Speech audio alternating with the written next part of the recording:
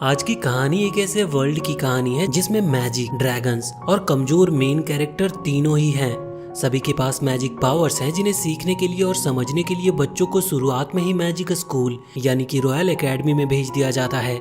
इस कहानी के मेन कैरेक्टर का नाम ऑल्टो है। तो हम देखते हैं कि ऑल्टो जो कि अभी अपनी एकेडमी में था, वहाँ उसके टीचर उससे कह रहे थे कि ये साल पूरा होने वाला है, लेकिन अभी तक तुमने किसी भी तरह के क्रिएचर को समन नहीं किया। असल में समनिंग मैजिक का ही एक हिस्सा है और बाकी सारे स्टूडेंट इसे पास कर चुके हैं, लेकिन ऑल्टो ने अभी तक किसी भी क्रिएचर को समन नहीं किया है। टीचर कहते हैं कि अगर तुमने एक दिन के अंदर अंदर किसी को भी समन नहीं किया तो तुम्हें फेल कर दिया जाएगा और शायद तुम्हें ये साल फिर से अटेंड करना पड़े। अब इस चीज से ऑल्टो थोड़ा सा दुखी हो गया था। वो वहाँ से बाहर आता है, तभी उसकी मुलाकात लिलिया से होती है जो कि उसकी दोस्त है। वो ऑल्टो से पूछती है कि टीचर ने उससे क्या कहा था, तो ऑल्टो उसे बताता है कि उसने अभी तक किसी को भी समन नहीं किया है, इसी वजह से टीचर उस पर गुस्सा कर रहे थे और उन्होंने कहा है कि अगर मैंने एक दिन के अंदर अंदर किसी को समन नहीं किया तो उसके बाद मुझे ये पूरा साल फिर से करना होगा। इस पर लिलिया को भी थोड़ा सा गुस्सा आ जाता है। वो कहती है कि टीचर ऐसा कैसे कर सकते हैं, पर ऑल्टो कहता है कि नहीं, इसमें उनकी कोई गलती नहीं, वैसे भी एकेडमी का रूल यही है, इस वजह से मुझे कुछ सोचना ही होगा। अब ऑल्टो वहाँ से चला गया था। अगली सीन में हम देखते हैं कि वो लाइब्रेरी में आ चुका है, जहाँ पर वो ऐसी कोई बुक ढूंढ रहा था जिससे वो किसी भी तरह के कमजोर से कमजोर क्रिएचर को समन कर पाए, लेकिन इतनी बड़ी लाइब्रेरी में बुक ढूंढना मुश्किल था। पर तभी हम देखते हैं कि अचानक से एक बुक अपने ही आप ऊपर से नीचे सीधे जाकर उसके सर पर गिरती है। वो देखता है कि ये बुक तो सच में एक समनिंग बुक है जिसमें कई तरह के फॉर्मेशन बने हुए हैं, लेकिन वो ये चीज भी नोटिस करता है कि ये बहुत ही ज्यादा पुरानी है।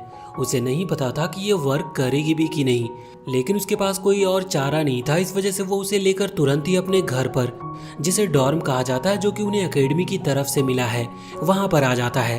अब घर पर आने के बाद वो उसी बुक में देख रहा था कि किस फॉर्मेशन को ट्राई करे। तभी उसे एक पुराना सा फॉर्मेशन दिखता है और वो सोचता है कि इसी को ट्राई करना सही रहेगा। वो उसे ज्यादा टफ भी नहीं लग रहा था। अब जैसे ही वो उसका इस्तेमाल करता है तो अचानक से फ्लोर के ऊपर एक गोल्डन कलर का फॉर्मेशन क्रिएट होना स्टार्ट हो जाता है। ये देखकर वो थोड़ा सा हैरान था, क्योंकि पहले कभी भी समनिंग के टाइम पर उसकी पावर वर्क नहीं करती थी।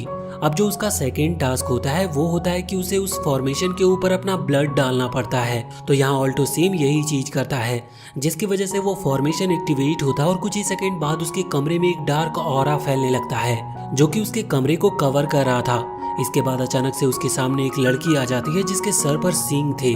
उसे देखते ही वो ये चीज समझ गया था कि ये लड़की ह्यूमन तो नहीं है, ये जरूर कोई डीमन है। इस वजह से वो पहले थोड़ा हैरान होता है, लेकिन जब वो देखता है कि उसने कोई भी कपड़े नहीं पहन रखे तो वो तुरंत ही अपना मुंह साइड में कर लेता है। वैसे उसे यकीन नहीं हो रहा था कि उसने सच में एक डीमन को समन कर लिया। तभी वो जो डीमन है वो आगे आती है और उसे किस करती है। अब यहाँ पर ऑल्टो नोटिस करता है कि ऐसा करने के बाद अचानक से उसकी बॉडी से जो एनर्जी थी वो कम होने लगी है। इस पर वो डीमन बताती है कि वो ऑल्टो की एनर्जी खींच रही है, जिससे उस डीमन को पावर मिलती है। अभी ऑल्टो के लिए ये मानना मुश्किल था कि सच में उसने उसे समन किया है। तो इस पर वो डीमन अपने चेस्ट पर बने हुए एक सील सिंबल को दिखाती है और ऐसा ही एक सिंबल यहाँ ऑल्टो के हाथ पर भी क्रिएट हो चुका था, जिससे पता चलता है कि सच में ऑल्टो ने ही उसे समन किया है और ऑल्टो ही उसका मास्टर है। इसके बाद अब उस डीमन के लिए उसे कपड़े ढूंढने थे। ऑल्टो के कपड़े तो उसे फिट नहीं होने वाले थे, क्योंकि उन दोनों का साइज अलग अलग है। तो यहाँ पर हम देखते हैं कि जो ऑल्टो की सिस्टर थी उसके कपड़े भी ऑल्टो के रूम में रखे हुए थे। इस वजह से वो डीमन वही कपड़े ले लेती है और यहाँ पर हमें उस डीमन का नाम वर्मील पता चलता है। अब वर्मील यहाँ बैठकर खाना खा रही थी, तभी ऑल्टो उसे अपनी पूरी स्टोरी बताता है कि अभी तक वो किसी को भी समन नहीं कर पाया था और उसे नहीं पता कि ऐसा उसके साथ क्यों होता था, लेकिन यही सच है। तो इस पर वर्मील बताती है कि ऐसा इसीलिए होता है क्योंकि उसकी जो एनर्जी है, यानी कि उसकी जो माना है, वो बहुत ही ज्यादा स्ट्रांग है और इतने स्ट्रांग माना को किसी भी दूसरे समनिंग क्रिएचर के लिए संभाल पाना थोड़ा सा मुश्किल हो सकता है। इस वजह से वो ऑल्टो को नहीं चुन रहे थे। अब ऑल्टो पूछता है कि आखिर फिर तुमने मुझे क्यों चुना, जिस पर वर्मील बताती है कि तुमने मुझे इतनी पुरानी बुक से आजाद किया है जहाँ मैं कई सालों से कैद थी। अब ऑल्टो उससे ये भी पूछता है कि क्या वो कोई डीमन है, जिस पर वो कहती है कि हाँ बिल्कुल, वो एक डेयरिंग डीमन है। अब यहाँ से ये सीन चेंज होता है और हम अगले दिन स्कूल में देखते हैं कि अभी ऑल्टो वर्मिल को अपने साथ लेकर आया हुआ था और वो क्लास के टीचर को उससे मिलवाता है। यहाँ पर वो ये नहीं बताता कि वर्मिल एक डीमन है। साथ ही साथ वर्मिल ने भी अपने सर पर जो सींग थे उन्हें छुपा लिया था, जिस वजह से किसी को पता ना चले कि वो सच में एक डीमन है। पर टीचर को भी थोड़ा थोड़ा यकीन नहीं हो रहा था, क्योंकि बिना सींग के वर्मिल एक नॉर्मल ह्यूमन की तरह दिख रही थी और उन्हें लग भी रहा था कि ऑल्टो पूरे साल किसी को समन नहीं कर पाया, इस वजह से शायद वो किसी लड़की को अपने साथ ले आया है। पर इसके बाद वर्मिल अपने चेस्ट पर लगी उस कॉन्ट्रैक्ट सील को दिखाती है, जिसके बाद टीचर को ये बात माननी पड़ती है। अब और कोई उनके पास चारा नहीं था, इसीलिए वो ऑल्टो को पास डिक्लेयर करते हैं, जिसके बाद ऑल्टो बहुत खुश होता है क्योंकि अब उसे ये पूरा साल रिपीट नहीं करना होगा। लेकिन वहीं लिलिया, जो कि अभी इन्हें देख रही थी, वो बहुत ही ज्यादा जेलस फील कर रही थी।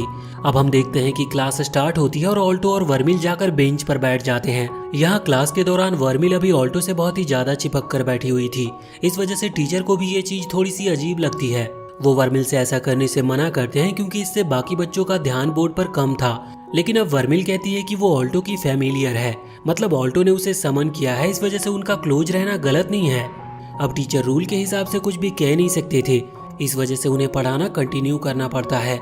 लेकिन दूसरी तरफ लिलिया, जो कि यही सब देख रही थी, उससे रहा नहीं जाता और वो खड़े होकर जोर से चिल्लाती है, पर इसके लिए बाद में उसे ही सजा मिलती है। उसे टीचर हॉल में खड़ा होने को कह देते हैं, लेकिन अब बात यहीं पर खत्म नहीं होती। अगले सीन में हम देखते हैं कि उनकी क्लास पूरी हो चुकी थी, इस वजह से ऑल्टो और वर्मिल वापस जा रहे थे। पर तभी वहां पर लिलिया आती है, जो कि ऑल्टो को रोककर उसे वर्मिल के बारे में पूछती है कि आखिर ये है क्या। अब ऑल्टो उससे ये तो नहीं कह सकता था कि ये असल में एक डीमन है, इस वजह से वो कहता है कि ये नॉर्मल ह्यूमन ही है जिसे मैंने कल रात समन किया और अब ये मेरी फैमिलियर है। लेकिन अब लिलिया को ये बात बिल्कुल भी पसंद नहीं आ रही थी। वो अपनी टाई ऑल्टो के मुंह पर फेंकती है और यहाँ वर्मिल को चैलेंज कर देती है। वर्मिल को लड़ने में कोई प्रॉब्लम नहीं थी, लेकिन सबसे पहले ऑल्टो उसे एकेडमी के सभी रूल्स बता देता है कि उसे किसी भी स्टूडेंट को चोट नहीं पहुंचानी है, जिस पर वर्मिल हाँ करती है। इसके बाद अब उनमें फाइट शुरू होने लगी थी, जिस दौरान हम देखते हैं कि लिलिया के पास अपने फैमिलियर के तौर पर असल में एक स्पिरिट है, जिसके पास विंड मैजिक पावर है। यहाँ पर वो अपने शुरुआत में ही एक बहुत ही पावरफुल अटैक करती है, क्योंकि उसे बहुत ही गुस्सा आ रहा था। ये अटैक अभी ऑल्टो की तरफ जा रहा था और ऑल्टो को उम्मीद नहीं थी कि वो इस अटैक से बच पाएगा। लेकिन तभी उसके सामने वर्मिल आ जाती है और कहती है कि तुम्हें मुझ पर थोड़ा सा भरोसा करना चाहिए। जिसके बाद हम देखते हैं कि वहाँ पर एक धमाका होता है। जब सामने से धुआं वगैरह हटता है तो वहाँ पर वर्मिल पूरी तरीके से ठीक थी। जिसके बाद वर्मिल लिलिया की तरफ आगे बढ़ना शुरू कर देती है, और वो भी बड़े डेंजर लुक्स के साथ और बड़े बुरे इंटेंशन के साथ। ये देखकर लिलिया भी डर गई थी, इस वजह से वो हार मान लेती है। वैसे फाइट शुरू करने से पहले इन लोगों ने एक शर्त लगाई थी कि जो भी हारेगा उसे सामने वाले की एक शर्त माननी होगी। यहाँ पर लिलिया ऑल्टो से पूछती है तो ऑल्टो कहता है कि उसे वर्मिल के साथ दोस्ती करनी होगी, और यही सेम चीज वो वर्मिल से भी कहता है। तो फिर वो दोनों गर्ल्स हाथ मिला लेती है। अब इसके बाद यहाँ से सीन चेंज होता है और हम देखते हैं कि अब वर्मिल और ऑल्टो वापस से अपने घर में आ चुके थे, जहाँ पर अभी वर्मिल ऑल्टो से कह रही थी कि लिलिया उसे लाइक करती है। ये चीज ऑल्टो को पता है कि नहीं, जिस पर ऑल्टो कहता है कि नहीं, ऐसा कुछ नहीं है, वो बस पुराने दोस्त हैं। और पता नहीं क्यों पर लिलिया ऑल्टो से हमेशा चिड़ी चिड़ी रहती है। अब इसके बाद अचानक से वर्मिल आगे आते हुए ऑल्टो से कहने लगती है कि मैंने तुम्हारी जान बचाई, इसके लिए मुझे कुछ इनाम चाहिए। और यहाँ पर वर्मिल अपनी माना एनर्जी को रिफिल करती है, जो कि हमें पता है कि वो कैसे करती है। उसे ऑल्टो को किस करना पड़ता है। ऑल्टो पूछता है कि आखिर तुम्हें ऐसा क्यों करना पड़ता है, तो इस पर वर्मिल बताती है कि वो बहुत लंबे समय से कैद थी, जिस वजह से उसे एनर्जी की जरूरत पड़ती है, और अगर ये एनर्जी उसे टाइम टू टाइम नहीं मिली तो फिर वो जिंदा नहीं रह पाएगी। अब ऑल्टो को अपनी एनर्जी देने में कोई प्रॉब्लम नहीं थी, बस इसका तरीका थोड़ा गलत था। तो यहाँ पर वर्मिल उसे दूसरा तरीका बताती है, जो कि ऑल्टो को और भी ज्यादा गलत लगता है। इस वजह से वो इसी तरीके को कंटिन्यू रखने को कहता है। अब इसके बाद अगले दिन हम स्कूल में देखते हैं कि जब वर्मिल और ऑल्टो आ रहे थे तब सबकी नजर वहाँ इन दोनों पर ही थी। उसी दौरान वो सामने एक ड्रैगन को आते हुए देखते हैं, लेकिन जब ये ड्रैगन यहाँ ऑल्टो और वर्मिल के पास आता है तो वर्मिल अपने एक उंगली की मदद से उसे बड़े ही आराम से वहाँ से दूर फेंक देती है, जो देखकर सभी लोग बहुत ही हैरान थे। अभी अगले सीन में यहाँ हॉल में टीचर उन्हें मैजिक के बारे में कुछ गाइडेंस दे रहे थे और उन्हें मोटिवेट कर रहे थे, जिस दौरान हम देखते हैं कि ऑल्टो वर्मिल से कहता है कि उसे इस तरह से अपनी पावर नहीं दिखानी चाहिए, क्योंकि इससे सबका ध्यान उसके ऊपर जाएगा। तभी वो आसपास नोटिस करता है कि सबका ध्यान वर्मिल की तरफ ही है, लेकिन ऐसा उसकी पावर की वजह से नहीं था, इसकी कोई और वजह थी। अगले सीन में जब वो वहाँ से बाहर आते हैं तो यहाँ पर लिलिया ऑल्टो और वर्मिल से आकर मिलती है और वो वर्मिल के बारे में पूछती है कि क्या उसने जो र्यूमर सुना है कि वर्मिल ने एक बड़े से ड्रैगन को बड़ी ही आसानी से दूर फेंक दिया, क्या वो सही है। अब ये बात सही थी, इस वजह से उन्हें हाँ करनी पड़ती है। अगले ही सीन में जब वापस से क्लास स्टार्ट होती है तो इस वक्त एक टीचर उनकी क्लास ले रही थी, जहाँ पर वो किसी डीमन सील के बारे में बात कर रही थी। लेकिन दूसरी तरफ लिलिया का ध्यान अभी पढ़ाई पर बिल्कुल नहीं था। वो यहाँ पर ऑल्टो और वर्मिल को देख रही थी जो कि चिपक कर बैठे हुए थे, इस वजह से वो पढ़ नहीं पाती। अगले सीन में जब ऑल्टो और वर्मिल कहीं जा रहे थे तभी लिलिया भी उन्हें ज्वाइन कर लेती है। वर्मिल पूछती है कि आखिर ये हमारे साथ क्यों आ रही है, जिस पर उनकी थोड़ी बातचीत होती है। पर उसी दौरान वहाँ पर दो लड़के आते हैं, एक सीनियर था और एक जूनियर। तो यहाँ पर जो सीनियर है इसका नाम रेक्स है और असल में ये वही लड़का है जिसका वो ड्रैगन था जिसे वर्मिल ने दूर फेंक दिया था। और ये जूनियर लड़का इसने ये सब होते हुए देखा था, इस वजह से वो रेक्स को यहाँ पर लेकर आया है उसे असलियत बताने के लिए।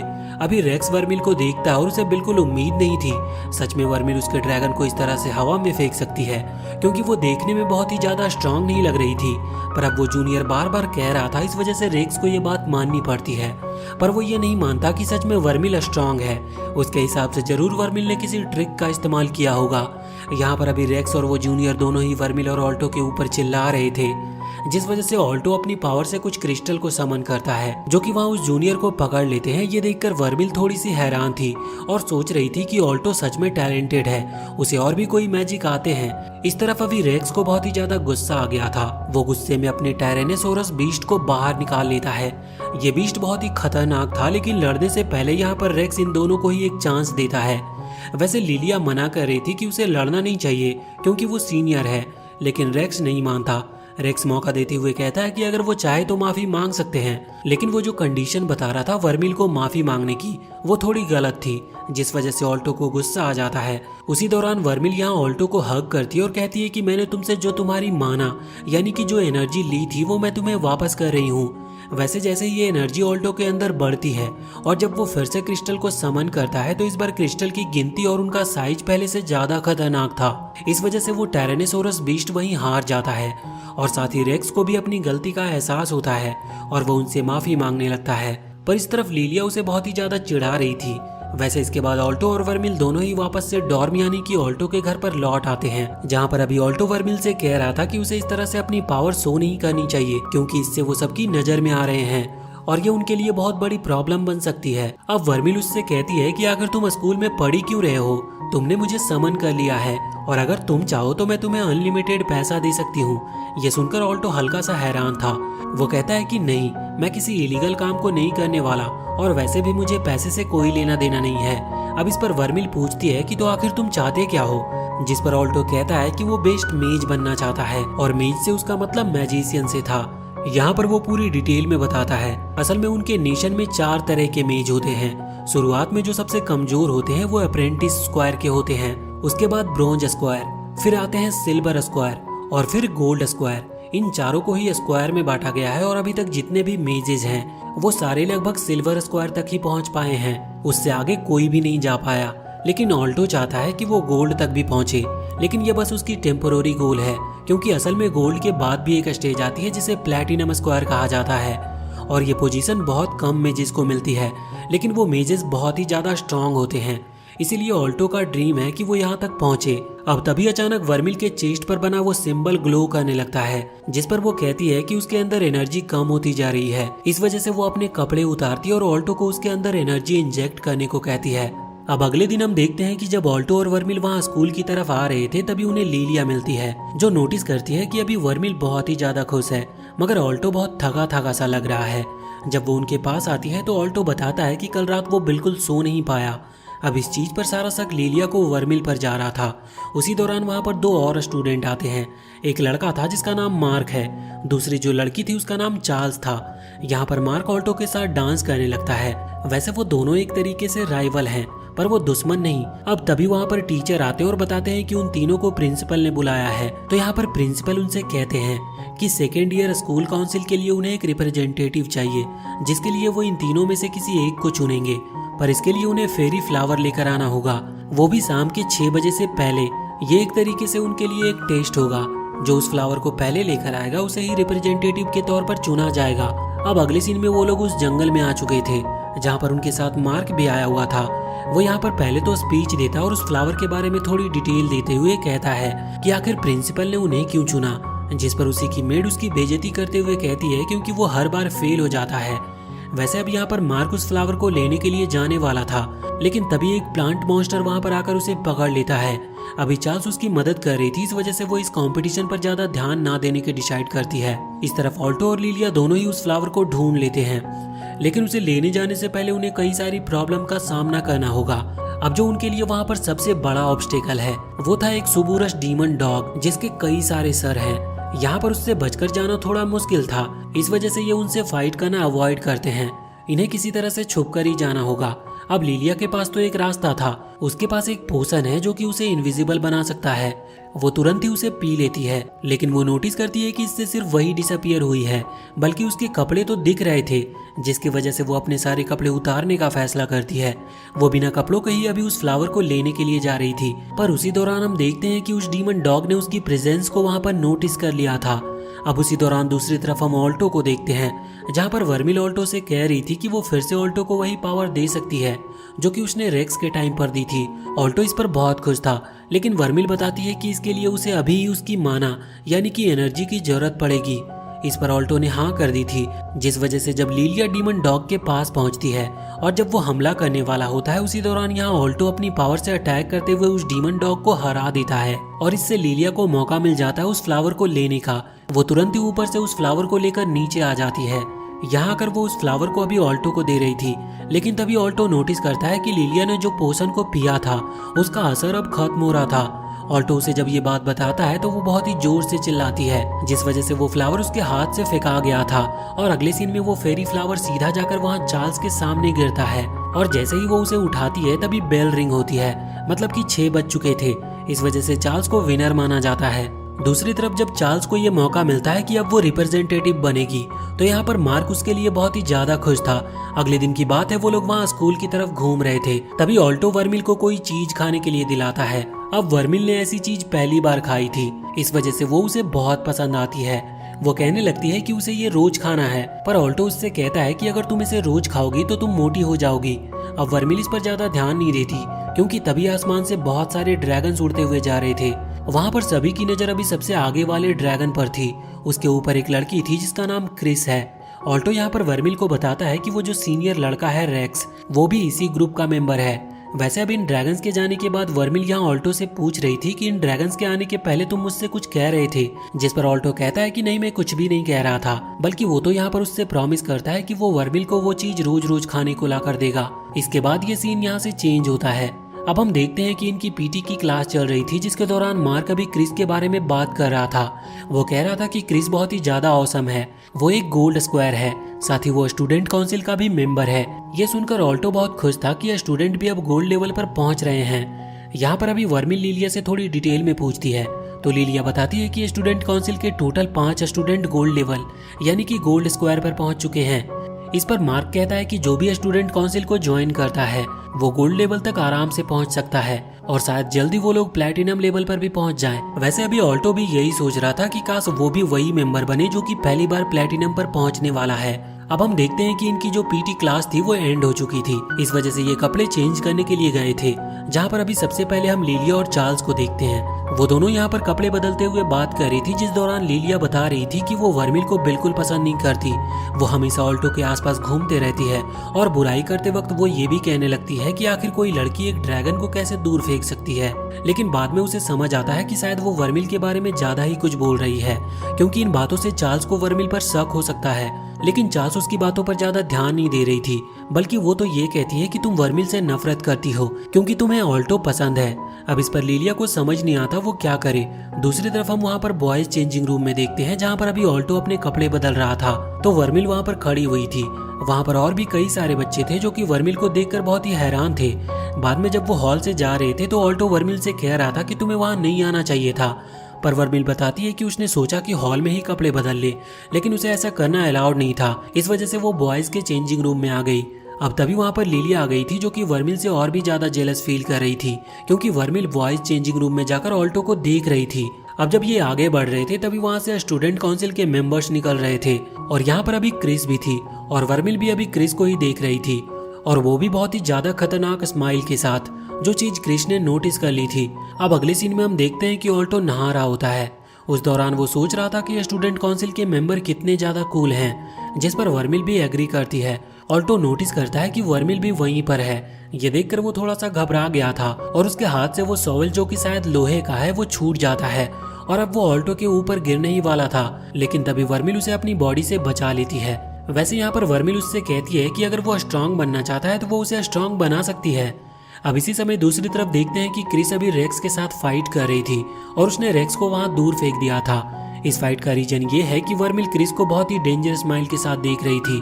जो चीज क्रिस ने नोटिस की थी वो रेक्स से वर्मिल के बारे में पूछती है। वो उसे बताता है कि वर्मिल उसे हरा चुकी है। अब ये चीज सुनकर क्रिस को बहुत गुस्सा आ गया था। इस वजह से वो रेक्स को पीट रही थी और उससे कह रही थी कि उसे एक ड्रैगन राइडर होने का कोई भी हक नहीं है। और इसी दौरान वो रेक्स के उस डायनासोर का भी मजाक उड़ाती है, जिस वजह से रेक्स को गुस्सा आ जाता और उसे क्रिस के खिलाफ बोलना पड़ता है और इसी वजह से क्रिस को और भी बहुत ज्यादा गुस्सा आ गया था।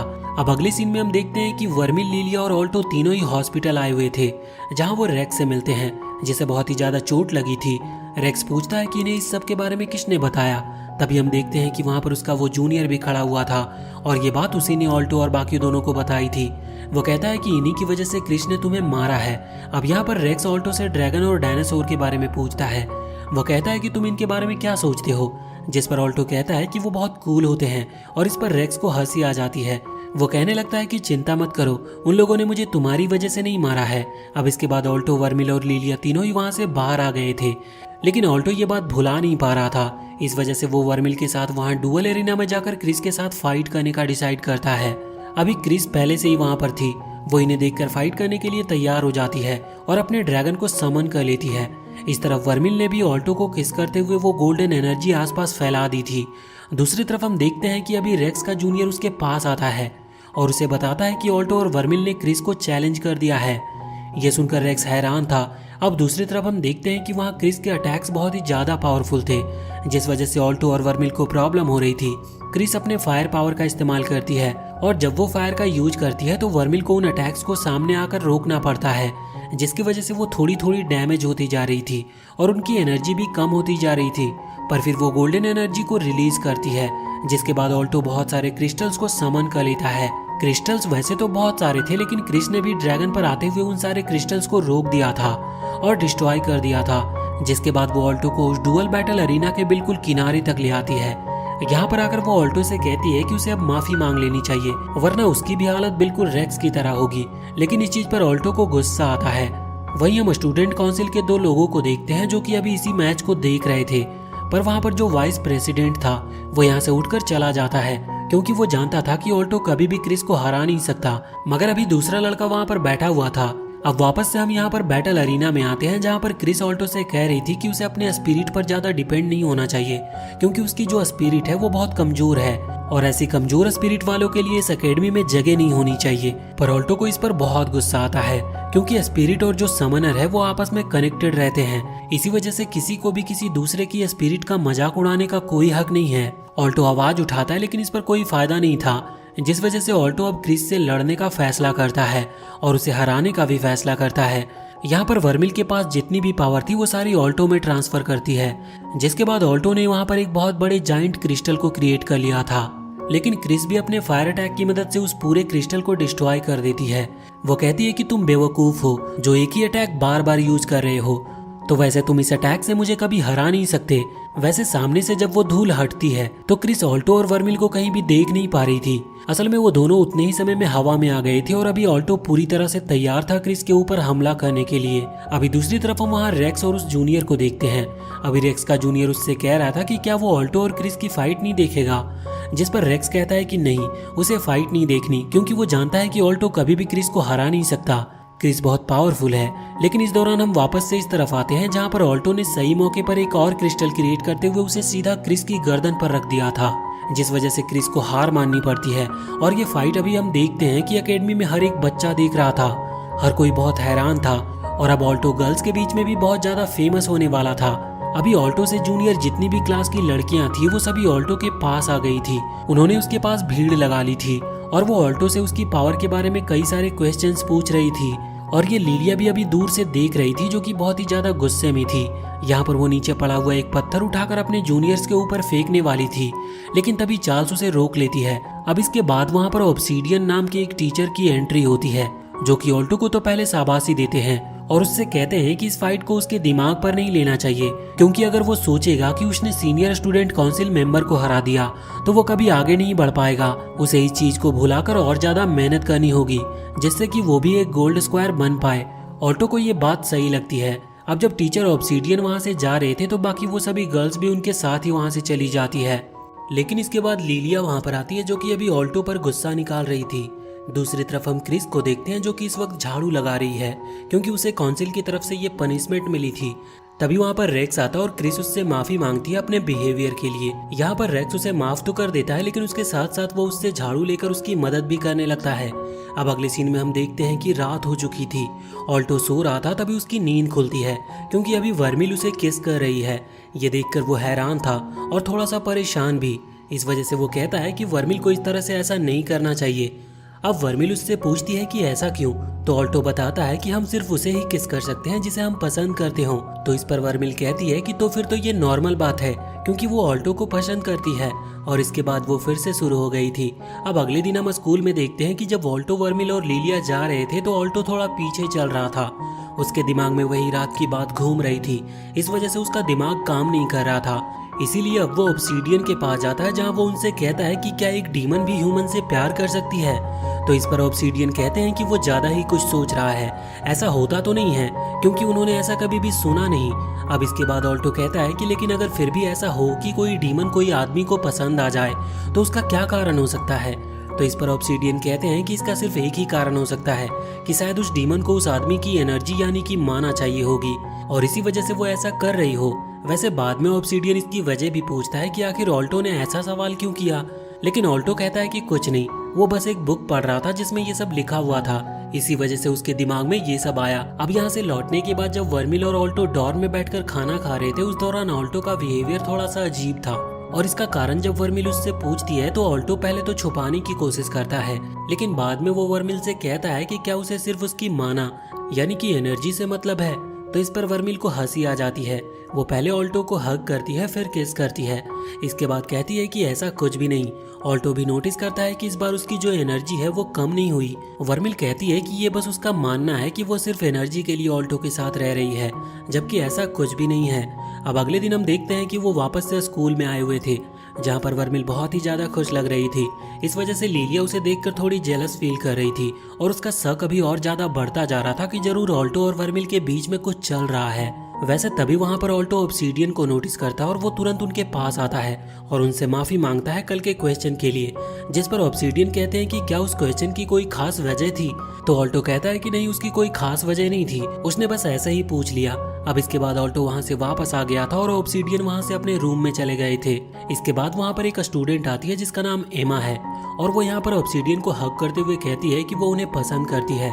ऑब्सीडियन भी उसके सर पर हाथ फेरते हुए कहते हैं कि हाँ बिल्कुल, वो ये बात जानते हैं और इसके बाद वो अपने पास से एक सिरिंज निकालते हैं। अब अगले सीन में हमें स्टूडेंट काउंसिल का सीन दिखाया जाता है जहाँ पर वो लोग अभी एमा की फोटो रखे हुए थे और कह रहे थे कि ये इसी साल की चौथी विक्टिम है। दूसरी तरफ एमा के रूम में उसकी बॉडी मिलती और आसपास बर्फ जमी हुई थी। इस तरफ स्टूडेंट काउंसिल का वो वाइस प्रेसिडेंट कह रहा था कि हमें जल्द से जल्द कुछ करना होगा और पता लगाना होगा कि इस सब के पीछे कौन है, जिस पर वहीं पर बैठी हुई है स्टूडेंट काउंसिल की एक दूसरी एग्जीक्यूटिव जिसका नाम जेसिका है। वो कहती है कि हाँ इस चीज का वो खुद से पता लगाएगी और इसके बाद अब वो वहाँ से चली जाती है। इसके बाद सीन चेंज होता है और हम ऑल्टो और वर्मिल को देखते हैं। ऑल्टो इस वक्त वर्मिल की हाइट चेक कर रहा था। वर्मिल पूछती है कि वो ऐसा क्यों कर रहा है। इस पर ऑल्टो कहता है कि उन्हें होमवर्क मिला है कि उन्हें अपनी अपनी स्पिरिट्स की हाइट, वेट, नापसंद, पसंद ये सब लिखना है। जिसके बाद वर्मिल अपने कपड़े उतार लेती है और कहती है कि तुम अच्छे से मेजरमेंट ले सकते हो। तभी हम वहाँ पर लिलिया की स्पिरिट को देखते हैं जो कि अभी यही नजर रखे हुए थे क्योंकि लिलिया भी वहाँ पर आई हुई थी ये देखने के लिए कि आखिर सुबह सुबह वर्मिल इतनी खुश क्यों लगती है।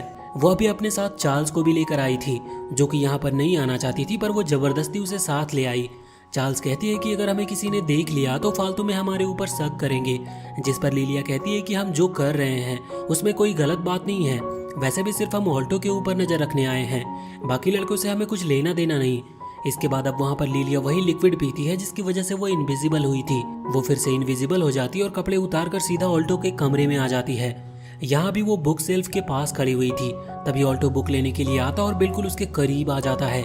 लेकिन ऑल्टो को वो नहीं दिख रही थी। वैसे इसके बाद ऑल्टो वापस से यहाँ पर आकर अपनी रिपोर्ट्स लिखने लगता है, जिसके दौरान वर्मिल कहती है कि उसे शॉपिंग पर जाना है, तो ऑल्टो भी हाँ करता है। अब ऑल्टो वहाँ से जैसे ही जा रहा था तभी लिलिया वर्मिल की वो रिपोर्ट देख लेती है, जिससे उसे पता चलता है कि वो ऑल्टो को लाइक करती है।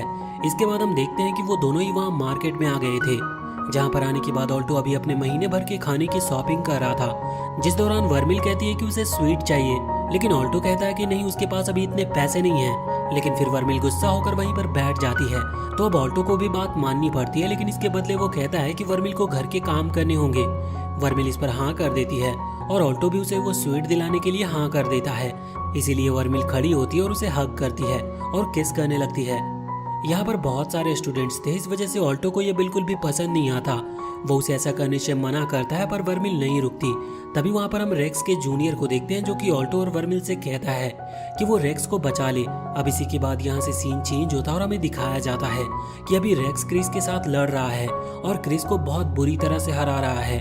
क्रिस वैसे तो रेक्स से ज्यादा ताकतवर है, लेकिन यहाँ पर वो बहुत बुरी तरह से हार रही थी और ऐसा लग भी नहीं रहा था कि वो नॉर्मली लड़ रहे हैं, बल्कि रेक्स यहाँ पर हर तरीके के अटैक का इस्तेमाल कर रहा था।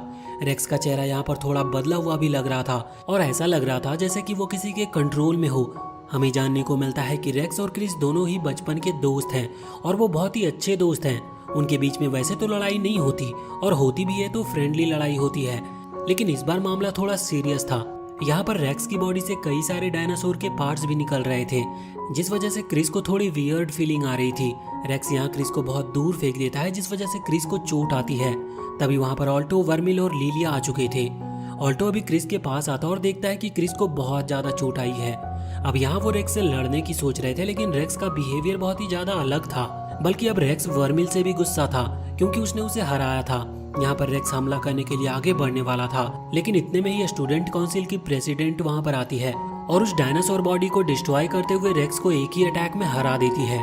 इसका नाम एलेना है। यहाँ पर ये वर्मिल को देखती है और उससे पूछती है कि क्या उसे रेक्स के बिहेवियर के बारे में कुछ नॉलेज है।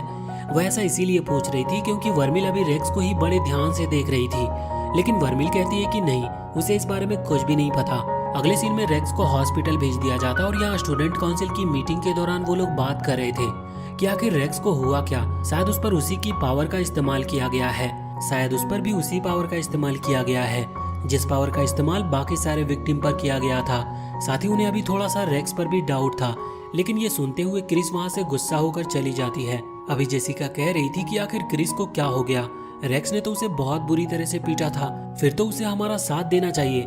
लेकिन इस पर वो वाइस प्रेसिडेंट कहता है कि क्रिस रेक्स को पसंद करती है, इस वजह से उसके अलावा और कोई रेक्स पर शक करे या उसे हार्म पहुंचाने की बात करे उसे पसंद नहीं। अब इसके बाद हम दूसरी तरफ ऑल्टो, वर्मिल और लिलिया को देखते हैं। लिलिया यहाँ पर बता रही थी कि बहुत ही जल्द ब्रॉन्ज स्क्वायर के एग्जाम होने वाले हैं, हमें उसके लिए पढ़ना शुरू कर देना चाहिए। तभी यहाँ पर ऑल्टो नोटिस करता है कि वर्मिल थोड़ा अच्छा फील नहीं कर रही, इस वजह से वो कहता है कि हमें घर चलना चाहिए। लेकिन इस पर वर्मिल कहती है कि नहीं, तुम्हें पढ़ना चाहिए क्योंकि तुम्हारी एग्जाम आ रही है। और इसके बाद वर्मिल वहाँ से चली जाती है। ऑल्टो को उसका बिहेवियर अभी थोड़ा अजीब लग रहा था, क्योंकि पहले वो उसका पीछा नहीं छोड़ती थी। अब लिलिया कहती है कि कोई बात नहीं, हमें अभी पढ़ाई पर ध्यान देना होगा। अब दूसरी तरफ बाहर हम देखते हैं कि वर्मिल जब वहाँ से बाहर आ रही थी तभी उसकी मुलाकात ऑब्सीडियन से होती है, जो कि यहाँ पर उसे बताते हैं कि वो असल में ऑल्टो के टीचर हैं। मगर यहाँ पर वर्मिल को कुछ अजीब फील हो रहा था। वो समझ गई थी कि अभी जो इंसिडेंट हो रहे हैं, साथ ही साथ रेक्स के साथ जो कुछ भी हुआ, वो असल में ऑब्सीडियन का ही काम था। इस वजह से वो उनसे कहती है कि उन्हें ह्यूमन पर एक्सपेरिमेंट नहीं करने चाहिए, क्योंकि ह्यूमन इतने पावरफुल नहीं कि वो इतनी एनर्जी को संभाल पाए। और यहाँ पर ऑब्सीडियन भी समझ गए थे कि वर्मिल को सब कुछ पता है, इस वजह से वो हाँ करते हुए वहाँ से जाने लगते हैं। पर वो पूछते हैं कि क्या तुम मुझे रोकोगी नहीं, जिस पर वर्मिल कहती है कि उसे इस सब से कोई फर्क नहीं पड़ता, लेकिन बस ऑब्सीडियन कभी भी ऑल्टो के साथ ऐसा कुछ भी करने का ना सोचे।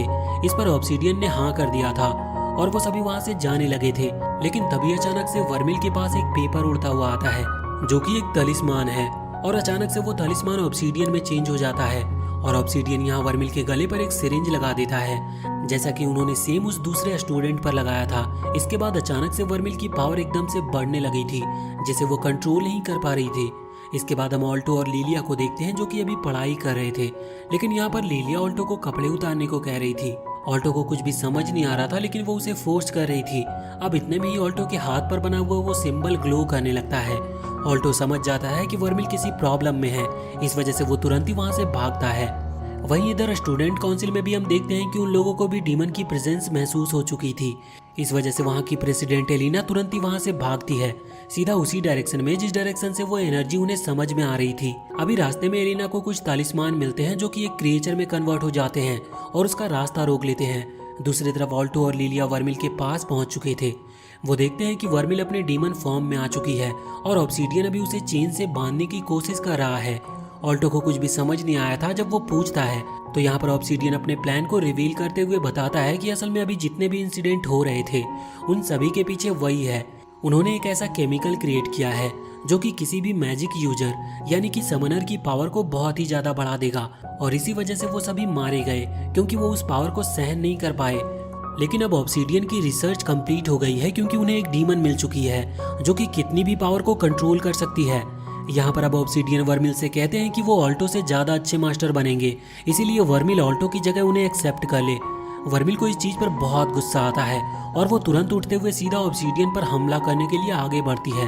यहाँ पर वो अपने हाथ से हमला कर रही थी जो कि बहुत ही ज्यादा नुकीले थे, लेकिन ये अटैक ऑब्सीडियन को लगे इसके पहले ही ऑल्टो वहाँ सामने आ गया था। इस वजह से अभी ये हमला सीधा ऑल्टो को लगता है और उसके चेस्ट में एक छेद हो जाता है। ये देखते हुए वर्मिल बहुत ही ज्यादा घबरा गई थी। वैसे वो अभी खुद के कंट्रोल में नहीं थी, लेकिन जहाँ उसकी रियल सोल कैद है वहाँ का गेट ओपन होता है और इसके बाद अब उस गेट से ऑल्टो वहाँ पर आता है और वर्मिल को बाहर आने को कहता है। वर्मिल अभी उस सिरिंज के कंट्रोल में थी, लेकिन ये इंसिडेंट के बाद वो सिरिंज को ओवरकम कर लेती है और वो नॉर्मल हो जाती है। लेकिन अभी उसे गुस्सा आ रहा था, इस वजह से वो फिर से ऑब्सीडियन पर हमला करने वाली थी, लेकिन तभी ऑल्टो आगे बढ़ते हुए उसे पकड़ लेता है। ये देखकर वर्मिल हैरान थी। वो पूछती है कि आखिर उसने ऐसा क्यों किया, तो इस पर ऑल्टो कहता है कि उसने ये वर्मिल के अच्छे के लिए ही किया है और वो उसका मास्टर है, इसीलिए ये उसका हक बनता है कि उसे ऐसा करना चाहिए, वरना वर्मिल आगे चलकर और भी ज्यादा प्रॉब्लम में फंसेगी। ये सुनकर वर्मिल हैरान थी। दूसरी तरफ लिलिया भी बहुत ही ज्यादा घबरा गई थी क्योंकि ऑल्टो को बहुत ही ज्यादा चोट लगी है। पर तभी वर्मिल उससे कहती है कि उसे चिंता करने की कोई जरूरत नहीं और इतना कहते हुए वो ऑल्टो पर अपनी एनर्जी का इस्तेमाल करने लगती है। इसके बाद हम ऑब्सीडियन को देखते हैं जो कि अभी इस सब चीजों से बहुत ही ज्यादा हैरान लग रहा था क्योंकि उनकी सिरिंज आज तक कभी भी नाकाम नहीं हुई थी, लेकिन वर्मिल ने उस सिरिंज को भी ओवरकम कर लिया। अब यहाँ से बचने के लिए वो एक सिरिंज निकालकर खुद की बॉडी पर लगा लेता है, जिसकी वजह से वो एक खतरनाक मॉन्स्टर में बदल चुका था। और इसके बाद अब वो सीधा ही यहाँ पर वर्मिल पर हमला करने वाला था क्योंकि उनके अंदर अब बहुत सारे डीमन बीस्ट की पावर आ चुकी थी। लेकिन वर्मिल भी अपने सिर्फ एक ही अटैक के साथ यहाँ ऑब्सीडियन की आधी बॉडी को डिस्ट्रॉय कर देती है। ऑब्सीडियन ये देखकर बहुत ही ज्यादा डर गया था। वो वहां से भागने वाला था, पर इतने में ही वहां पर क्रिस आ जाती है और उन्हें रोक लेती है। साथ ही हम देखते हैं कि अब वर्मिल भी आकर उन पर हमला करके उन्हें नीचे गिरा देती है, पर वो उन्हें खत्म नहीं करती क्योंकि ऑल्टो ने उन्हें बचाने के लिए अपनी जान तक दाव लगा दी थी। इस तरफ हम देखते हैं कि एलेना जो कि अभी उन तालिस्मान से लड़ रही थी वो अब जा चुके थे, जिस वजह से वो वापस से उसी डायरेक्शन में बढ़ना शुरू कर देती है। यहाँ पर हम देखते हैं कि अभी ऑल्टो को भी होश आ गया था, जिस वजह से लिलिया बहुत खुश थी और वो ऑल्टो को गले लगा लेती है।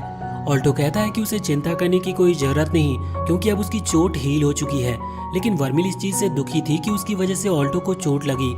अगले सीन में हम देखते हैं कि यहाँ ऑल्टो वर्मिल को बताता है कि उसने अपना चेकअप कराया, जिसके बाद उसे पता चला कि उसकी जो चोट थी वो पूरी तरह से ठीक हो चुकी है, पर वर्मिल अभी उससे दूरी बना रही थी। जिस पर ऑल्टो पूछता है कि क्या हुआ, तो वो उसे बताती है कि ऑल्टो का हार्ट डिस्ट्रॉय हो गया था, जिसकी वजह से वर्मिल ने अपनी माना यानी कि एनर्जी की मदद से उसके हार्ट को खुद के हार्ट के साथ कनेक्ट किया। ऑल्टो को अभी कुछ भी समझ नहीं आ रहा था क्योंकि वो तो नॉर्मल हो चुका है, पर वर्मिल बताती है कि ऐसा करने से अगर उन दोनों में से कोई एक भी मरता है तो दूसरा भी अपने आप ही मारा जाएगा। ये सुनकर ऑल्टो हैरान था। वो रोने लगता है और कहता है कि तुम एक डीमन हो, यानी कि तुम्हारी लाइफ एक ह्यूमन से बहुत ही ज्यादा है, लेकिन अब मेरी वजह से तुम्हें भी जल्द ही मरना होगा। ये सुनकर वर्मिल बहुत ही ज्यादा हैरान थी। वैसे अब सब कुछ ठीक हो चुका था और हमें जानने को मिलता है कि ऑब्सीडियन को भी अब पकड़ लिया गया है और उसे जेल में बंद कर दिया गया है। दूसरी तरफ बाकी सारे स्टूडेंट जिन्हें हाई एनर्जी की वजह से चोट लगी थी वो भी अब हील कर रहे थे और उनका भी इलाज चल रहा था। इस तरफ रेक्स भी अब होश में आ चुका था और उसकी इंजरीज भी ठीक हो चुकी थी। वो जागते हुए क्रिस को वहां पर देखता है, जो देखकर वो बहुत खुश था। अब इसके बाद हम ऑल्टो और वर्मिल को देखते हैं। वर्मिल यहाँ पर ऑल्टो के हार्ट के ऊपर बहुत काम कर रही थी, जिससे कि वो पूरी तरह से ठीक हो सके। वो यहाँ ऑल्टो को बताती है कि टोटल 10 साल लग जाएंगे ऑल्टो के हार्ट को एक फुली फंक्शनल हार्ट बनने में, लेकिन वो ये भी कहती है कि जब तुम्हारा हार्ट पूरी तरह से ठीक हो जाएगा तो मैं वापस से उस बुक के अंदर चली जाऊंगी। ऐसा वो इसीलिए कह रही थी क्योंकि वो खुद को ही ब्लेम करती है ऑल्टो की उस चोट के लिए, जिस पर ऑल्टो को थोड़ा सा गुस्सा आ जाता है। वो तुरंत ही आगे आते हुए उसे किस करता है, पर वर्मिल उसे दूर हटा देती है। लेकिन वो नोटिस करती है कि ऑल्टो ने ऐसा अपनी एनर्जी वापस लेने के लिए नहीं किया था। अब वो उसे दीवार के पास लाते हुए कहता है कि तुम मेरी फैमिलियर हो, इसीलिए अगर तुम्हारी वजह से मुझे थोड़ी बहुत चोट लग भी जाए तो इससे कोई फर्क नहीं पड़ता। और अब इतना कहकर वो वहाँ से भाग गया था। इसके बाद अब यहाँ वर्मिल को याद आता है कि कुछ दिन पहले ही ऑल्टो ने उससे कहा था कि 2 पर्सन तभी किस करते हैं जब वो एक दूसरे से प्यार करते हैं। और अब इस इंसिडेंट से वर्मिल समझ गई थी कि ऑल्टो उसे कितना पसंद करता है, और अब इसी बात से वो बहुत ही ज्यादा शर्मा भी जाती है। अब इसके बाद हम देखते हैं कि अगले दिन जब ऑल्टो स्कूल में आया था तो वहाँ पर सभी गर्ल्स बहुत ही ज्यादा उदास बैठी थी क्योंकि ऑब्सीडियन जेल में चले गए थे, जिस वजह से वो सभी दुखी थे क्योंकि वो सभी ऑब्सीडियन को पसंद करती थी। अब यहाँ पर सभी लड़के भी बहुत ही ज्यादा उदास थे। ऑल्टो को लगता है कि शायद वो भी ऑब्सीडियन को पसंद करते थे, लेकिन यहाँ पर वो सभी लड़के गुस्सा होते हुए चिल्लाते हैं और बताते हैं कि वो इस वजह से दुखी नहीं है। वो यहाँ पर ऑल्टो से कह रहे थे कि आखिर वर्मिल स्कूल क्यों नहीं आई, जिस पर ऑल्टो बहाना बनाते हुए कहता है कि उसकी तबीयत अभी थोड़ी सी खराब है। वैसे अब स्कूल से लौटते वक्त ऑल्टो सोच रहा था कि वो वर्मिल के लिए क्या लेकर जाए जिससे उसका मूड ठीक हो सके। दूसरी तरफ हम वर्मिल को देखते हैं जो कि अभी सनसेट देख रही थी और थोड़ी उदास लग रही थी। तभी वहाँ पर लिलिया आकर उससे उसकी उदासी का कारण पूछती है, तो वर्मिल यहाँ पर रिवील करती है कि वो असल में एक डीमन है, जिस वजह से लिलिया ज्यादा कुछ हैरान नहीं लग रही थी। लेकिन ये देखकर वर्मिल हैरान थी। वो उससे माफी मांगती है ये बात ना बताने के लिए, लेकिन लिलिया कहती है कि उसे इस चीज से कोई फर्क नहीं पड़ता। वो बस ये पूछती है कि अभी 1-2 दिन पहले कुछ हुआ क्या, क्योंकि ऑल्टो का बिहेवियर अभी कुछ टाइम से बहुत ही ज्यादा अजीब लग रहा है। वर्मिल याद करती है और वो समझ गई थी कि ऑल्टो का मूड अभी इसीलिए खराब है क्योंकि वर्मिल उससे बात नहीं कर रही और उससे दूरी बनाने की कोशिश कर रही है। वैसे लिलिया भी कुछ देर बात करके ये चीज समझ चुकी थी कि वर्मिल खुद को डीमन होने के लिए बुरा समझती है, लेकिन इस पर वो उससे कहती है कि वो एक डीमन है, इस चीज में कोई बुराई नहीं है। वैसे भी उसने अभी तक किसी को भी हार्म नहीं पहुंचाया और देखा जाए तो वो भी अभी उसकी दोस्त बन चुकी है। इस वजह से उसके डीमन होने पर उसे कोई फर्क नहीं पड़ता, इसीलिए उसे भी अपने दिमाग से ये बात निकाल देनी चाहिए। साथ ही यहाँ पर जो लिलिया की स्पिरिट थी वो भी अभी वर्मिल को जाकर हग करती है, जिसके बाद वर्मिल बहुत ही अच्छा महसूस कर रही थी। जिसके बाद वो लिलिया से कहती है कि तुम सच में एक बहुत ही अच्छी पर्सन हो। इसके बाद हम ऑल्टो को देखते हैं जो कि घर लौट आया था। यहाँ पर वो अभी अपने साथ कुछ डोनट वगैरह लेकर आया था वर्मिल के लिए, लेकिन वर्मिल वहाँ पर नहीं थी।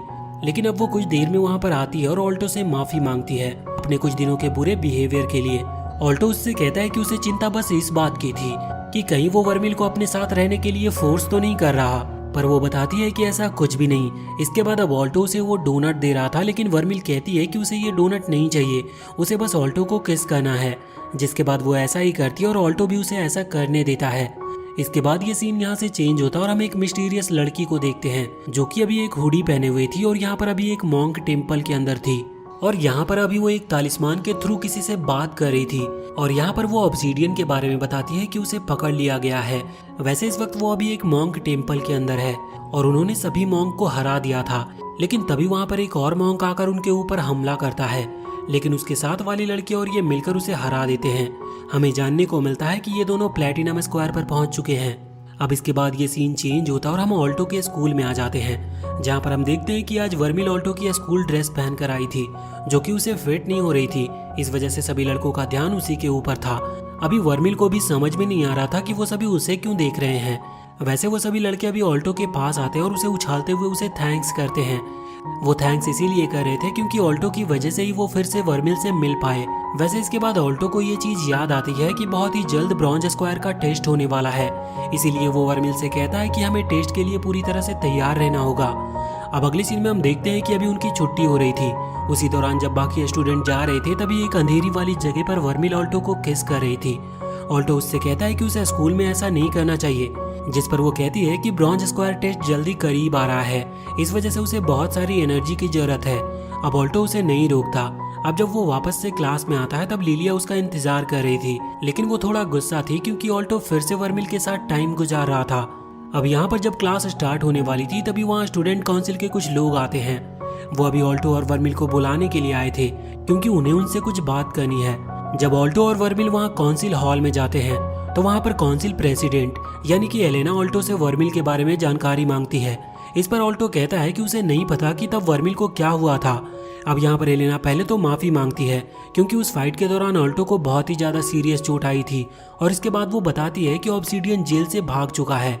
वो बताती है कि उनको बुलाने का असली कारण यही है कि वो जानना चाहते हैं कि ऑब्सीडियन के साथ फाइट के दौरान क्या क्या हुआ था, क्योंकि उन्हें ऑब्सीडियन की ट्रू पावर के बारे में नहीं पता। लेकिन ऑल्टो बताता है कि उसे भी उसकी पावर के बारे में कुछ भी नहीं पता। इसके बाद अब ये फिर से वर्मिल के बारे में पूछने लगते हैं, लेकिन जब ऑल्टो कुछ नहीं बता रहा था तो ये थोड़ा फोर्स करते हुए पूछते हैं। अभी वर्मिल भी कहती है कि हमें सच बता देना चाहिए, जिसके बाद ऑल्टो कहता है कि वर्मिल असल में एक डीमन है, जो सुनकर सभी हैरान हो जाते हैं। लेकिन ऑल्टो ये भी कहता है कि वो वर्मिल को कुछ भी करे तो उसके लिए पहले उन्हें ऑल्टो से लड़ना होगा। लेकिन इस पर एलिना कहती है कि वो वर्मिल को कोई भी हार्म नहीं पहुंचाएगी, क्योंकि उसका कोई इंटेंशन नहीं है ऐसा। उसने उन्हें बस जानकारी लेने के लिए बुलाया था। बल्कि अब यहाँ पर वो ऑल्टो को ही ऑफर करती है स्टूडेंट काउंसिल में ज्वाइन होने के लिए, जिस पर ऑल्टो बहुत ही ज्यादा हैरान था। बाद में जब वो वहाँ से जाता है तो ये बात लिलिया, मार्क और चार्ल्स को बताता है। वो तीनों ही यहाँ पर बहुत ही ज्यादा खुश थे। बाद में जब ऑल्टो घर पर आता है तो यहाँ पर वर्मिल उससे कहती है कि भले ही तुमने स्टूडेंट काउंसिल में एलेना के ऑफर को एक्सेप्ट कर लिया, लेकिन मुझे वो लड़की ठीक नहीं लगती। उसे देखते हुए मैं समझ गई थी कि अगर तुम ऑफर रिजेक्ट करोगे तो वो तुम पर हमला कर देगी। इस पर ऑल्टो कहता है कि मुझे इस चीज से कोई फर्क नहीं पड़ता, मैंने स्टूडेंट काउंसिल इसीलिए ज्वाइन किया जिससे कि मैं खुद को स्ट्रांग बना सकूं और तुम्हें प्रोटेक्ट कर सकूं। अब ये सुनकर वर्मिल उसके पास आती है और अपनी शर्ट के बटन खोलने लगती है। दूसरी तरफ हम एलिना को देखते हैं जो इस वक्त एक बड़े से स्टैचू के सामने मेडिटेशन कर रही थी। तभी उसे ऑल्टो की कही हुई बात याद आती है, जिसमें उसने वर्मिल के बारे में कहा था कि वो उसे हर हालत में प्रोटेक्ट करेगा। इस बात से अभी एलिना को थोड़ा सा गुस्सा आता और वो सामने रखे हुए एक बड़े से स्टैचू की गर्दन को काट देती है और फिर वो वहाँ से चली जाती है। इसके बाद अगले दिन हम देखते हैं कि ऑल्टो और वर्मिल अभी स्टूडेंट काउंसिल हॉल की तरफ आ रहे थे, जहाँ जब वो गेट खोलते हैं तो देखते हैं कि अभी सभी गर्ल्स चेंज कर रही है। अब बाद में यहाँ पर student council member Jessica Alto पर हमला करने वाली थी और शायद उसे खत्म भी करने वाली थी, पर तभी एलिना उसे रोकती है और कहती है कि गलती हमारी है जो हमने गेट लॉक नहीं किया। अब यहाँ पर एलिना बताती है कि उसने सभी को इसीलिए बुलाया है क्योंकि उसके पास तलिस्मान है, जो कि उसे तब मिला था जब वो ऑब्सीडियन को रोकने के लिए जा रही थी। इस तलिस्मान के अंदर से एक अजीब सी एनर्जी निकल रही है जो कि पावर बैंक ऑफ मैजिक में रजिस्टर नहीं है। असल में बैंक ऑफ मैजिक एक ऐसा बैंक है जहाँ पर सभी तरह की पावर रजिस्टर है कि इस वर्ल्ड में किस तरह की पावर है, लेकिन इस बारे में उस बैंक में कुछ भी नहीं था। इसका मतलब ये जरूर प्लैटिनम स्क्वायर की पावर है, क्योंकि उनकी एकेडमी में और उनके जान पहचान में अभी तक ऐसा कोई मेंबर नहीं है जो कि प्लैटिनम स्क्वायर पर हो। इस वजह से उन्हें इस तरह की पावर के बारे में नहीं पता। वैसे अभी प्लैटिनम स्क्वायर का नाम सुनकर सभी लोग हैरान थे। दूसरी तरफ हम उसी हुडी वाली लड़की को देखते हैं जिसका नाम इलीट है। ये यहाँ पर अपनी दूसरी साथी जो कि प्लैटिनम स्क्वायर की है उसके साथ कहीं पर जा रही थी।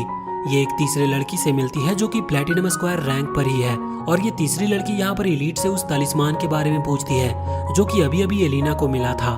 यहाँ पर इलीट कोई जवाब नहीं देती और सामने रखे हुए एक बड़े से क्रिएचर की बॉडी के पास आ जाती है। वो लोग शायद इसे जिंदा करने की कोशिश कर रहे थे, लेकिन उनका ये प्रोसेस बीच में ही रुक चुका था। इलीट कहती है कि इसके लिए हमें एक डीमन की जरूरत होगी, क्योंकि उन्हें डीमन के पार्ट्स की जरूरत है।